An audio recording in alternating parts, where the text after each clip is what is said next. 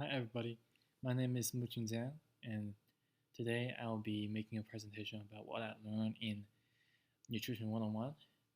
And today I'm gonna teach you guys how to make the perfect French fries.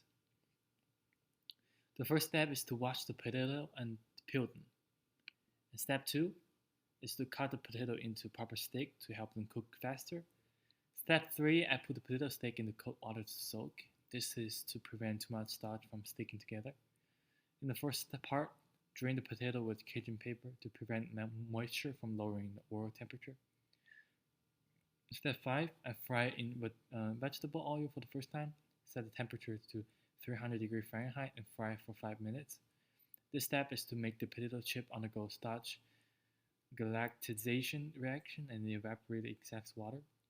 Step 6 is to double fry the fries, raising the oil temperature to 400 degrees Fahrenheit until the fries are golden and crisp.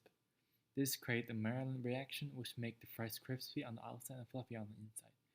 Lastly, drain excess oil from the fries with kitchen paper and season with sea salt. And then when you do that, you have the perfect French fries.